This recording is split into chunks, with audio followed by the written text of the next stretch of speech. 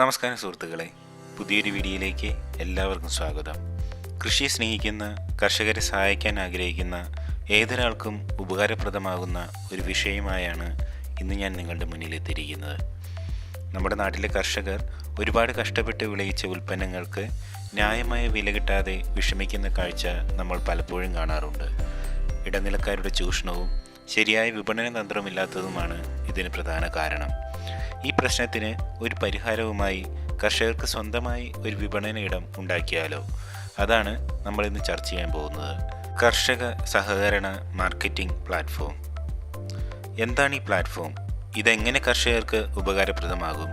ഇതിലൂടെ എങ്ങനെ ഉൽപ്പന്നങ്ങൾ വിൽക്കാം? തുടങ്ങി നിരവധി കാര്യങ്ങൾ നമുക്ക് ഈ വീഡിയോയിലൂടെ ചർച്ച ചെയ്യാം. അപ്പോൾ വീഡിയോ മുഴുവനായി കാണുക.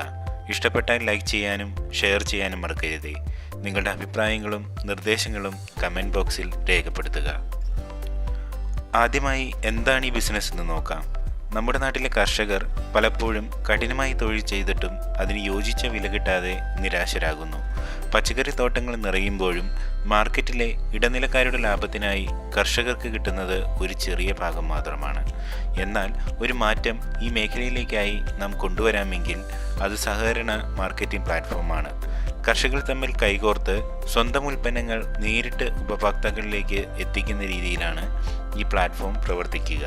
കൃത്യമായ പദ്ധതിയോടെ, സാങ്കേതിക പിന്തുണയോടെയും വിശ്വാസത്തോടെ മുന്നോട്ട് പോകുന്ന ഒരു കർഷക കൂട്ടായ്മ കാർഷിക മേഖലയെ പുതുജീവിതത്തിലേക്ക് നയിക്കാൻ പാകപ്പെടുത്തുന്നു. ഈ ബിസിനസ് സംരംഭം ഒരു ഡിജിറ്റൽ പ്ലാറ്റ്ഫോം ആയിരിക്കും. കർഷകർക്ക് അവരുടെ ഉൽപ്പന്നങ്ങൾ നേരിട്ട് ഉപഭോക്താക്കളുമായി ബന്ധിപ്പിക്കാൻ സഹായിക്കുന്നതാണിത്. സഹകരണ രീതിയിലായിരിക്കും പ്രവർത്തനം. അതായത് ഓരോ കർഷകനും ഈ പ്ലാറ്റ്ഫോമിൻ്റെ ഭാഗമാകും, പങ്കാളിത്തം നൽകും, തീരുമാനങ്ങൾ ഒന്നിച്ചെടുക്കും. ഇതൊരു ആപ്പായിരിക്കാം, അല്ലെങ്കിൽ വെബ്സൈറ്റ് ആയിരിക്കാം, ചിലപ്പോൾ കയ്യിലുള്ള മൊബൈലിൽ പോലും പ്രവർത്തിപ്പിക്കാൻ കഴിയുന്ന തരത്തിൽ ഒരു സിമ്പിൾ ഇൻ്റർഫേസ്.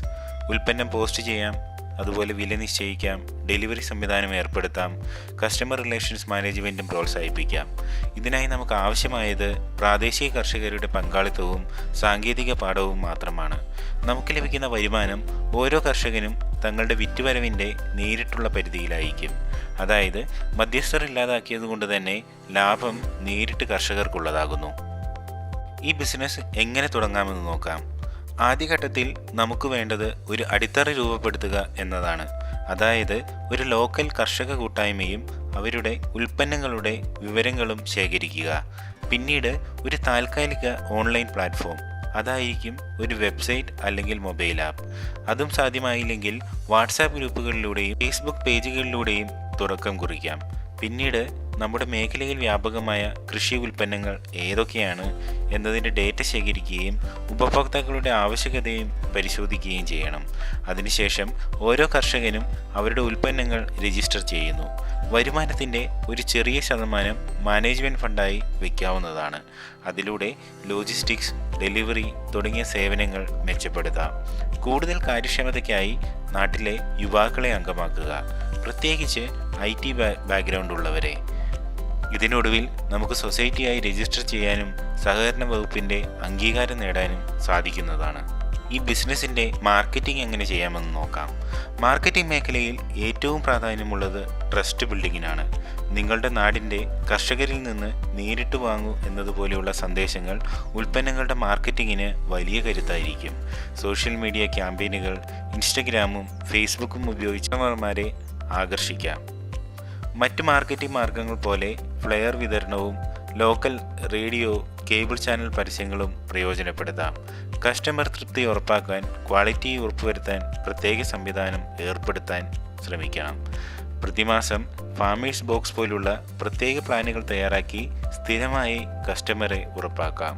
സ്കൂൾ, കോളേജ് ക്യാമ്പസുകളിലും ഓഫീസുകളിലും ഹെൽത്തി സ്നാക്ക് ബോക്സുകൾ വിതരണത്തിലൂടെ ബൾക്ക് ഓർഡറുകളും നേടാം. ഒടുവിൽ കർഷകർ തന്നെ സോഷ്യൽ മീഡിയയിൽ അവരുടെ അനുഭവങ്ങൾ പങ്കുവയ്ക്കുന്നതിലൂടെ കൂടുതൽ വിശ്വാസം നേടാനും പുതിയ കസ്റ്റമർമാരെ ആകർഷിക്കുവാനും സാധിക്കുന്നതായിരിക്കും. ഇനി ഈ ബിസിനസ്സിൻ്റെ വരുമാന സാധ്യതകൾ എങ്ങനെയാണെന്ന് നോക്കാം. കർഷകർക്ക് നേരിട്ട് വിറ്റുവരവിൻ്റെ മുഴുവൻ തുകയും ലഭിക്കുന്നു. ഇടനിലക്കാരുടെ ലാഭം അതിനാൽ തന്നെ ഒഴിവാകുന്നു. അതിനാൽ സാധാരണ മാർക്കറ്റിൽ 15-20 രൂപയ്ക്ക് വിൽക്കുന്ന ഉൽപ്പന്നം പ്ലാറ്റ്ഫോമിലൂടെയായാൽ 25 മുതൽ 30 രൂപയ്ക്ക് വരെ വിൽക്കാൻ കഴിയും. അതുകൊണ്ട് ലാഭം ഇരട്ടിയാകുന്നു.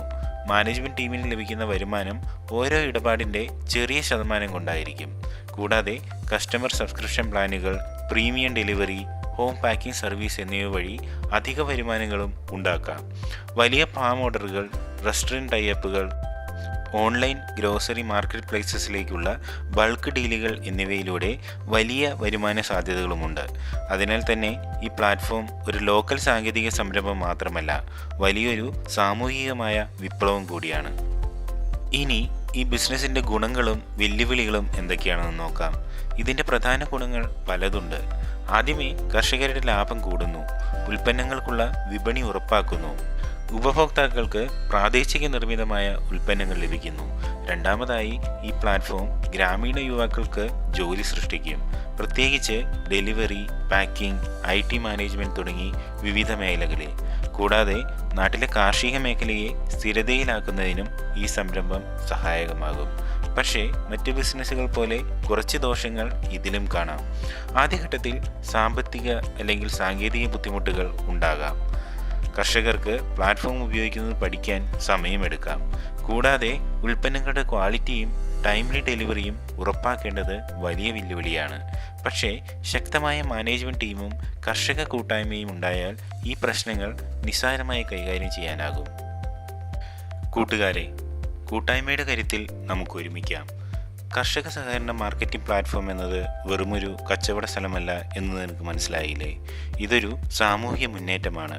ലാഭം മാത്രം ലക്ഷ്യമിട്ടിട്ടുള്ള ഇടനിലക്കാരെ ഒഴിവാക്കി കർഷകൻ്റെ ശബ്ദത്തിന് വില കൽപ്പിക്കുന്ന ഒരു വിപണി നമുക്ക് കെട്ടിപ്പടുക്കാം. നമ്മുടെ അധ്വാനം, നമ്മുടെ സമയം, നമ്മുടെ സാങ്കേതികവിദ്യ ഇവയെല്ലാം നാടിൻ്റെ വളർച്ചയ്ക്കായി ഉപയോഗിക്കാം. ഒരു കർഷകനായോ ഉപഭോക്താവായോ അല്ലെങ്കിൽ പിന്തുണയ്ക്കുന്ന ഒരാളായോ നിങ്ങൾക്ക് ഈ സംരംഭത്തിൽ പങ്കുചേരാം. പാടത്ത് വിളഞ്ഞ പച്ചക്കറി നിങ്ങളുടെ കൈകളിലേക്ക് എത്തുമ്പോൾ അതിലൊരു കർഷകൻ്റെ സ്വപ്നമുണ്ട്, ഒരു നാടിൻ്റെ പ്രതീക്ഷയുമുണ്ട്. ഈ വിപ്ലവത്തിൽ നിങ്ങൾക്കും ഒരിടം കണ്ടെത്താം. ഇനിയും വൈകേണ്ട, കർഷകരുടെ താങ്ങാവാനും തണലാവാനും സമയമായി. ഒരു പുതിയ തുടക്കത്തിന് ഇന്ന് തന്നെ നിങ്ങൾ കൈകോർത്തുക. നന്ദി, നമസ്കാരം.